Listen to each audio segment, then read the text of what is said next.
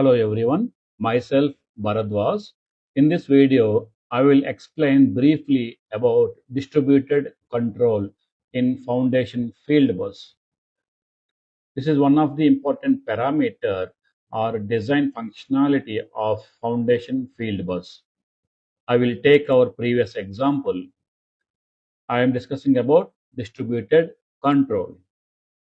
Let's say the DCS system is controlling a closed loop and it is having pressure transmitter is the input and the output is the control valve, right? This is the pressure transmitter and this is the control valve.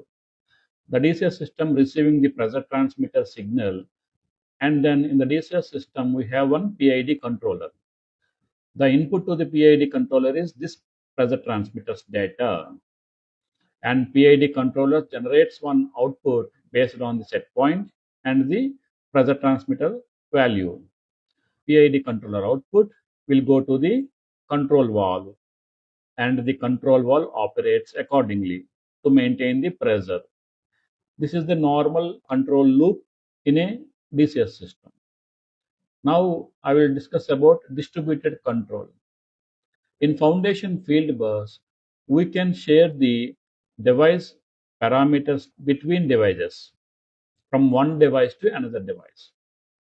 And also these foundation field bus instruments having inbuilt PID controller. In hard or smart based instruments, we don't have a PID controller inside the transmitter. But in foundation field bus instruments, we have inbuilt PID controller so that we can do the control.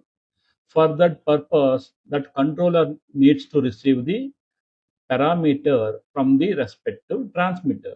So in our case, come back to our case, the pressure transmitter's data we have to share with the control valve. Let's say the link add to scheduler sends the compel data command to the pressure transmitter. The pressure transmitter receives the compel data. So the pressure transmitter sends its process variables. Let's say it is configured in the distributed control. It is configured with the control valve, PID controller inside the control valve. Then as per the configuration, this pressure transmitter can send its process variable data to the control valve. This is happening in the field itself. The pressure transmitter is not sending any data to the DCS system, and it is sending the data to the control valve. Pressure transmitter and this control valve both are installed in the field itself. The data is not dependent on the DCS system. In this case, the pressure transmitter acts as a publisher and control valve acts as subscriber. This is known as control in field itself. It is not dependent on the DCS system. The process control is happening in the field itself.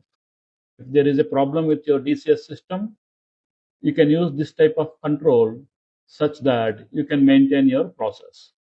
In our case, the link add to scheduler is the DCS system, right? The FF module in the DCS system.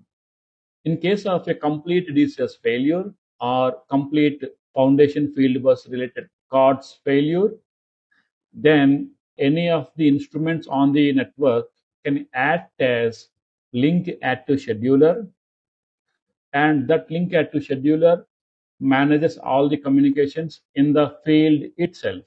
There is no dependent on the DCS system. This is a backup option. Now we do not use like a primary option. Like a backup option, you can do this. You can also use like a primary option, but generally we use our highly sophisticated DCS systems with redundant controllers, redundant bus segments. You can distribute the control from the DCS system to the field. You can do the control in the field itself.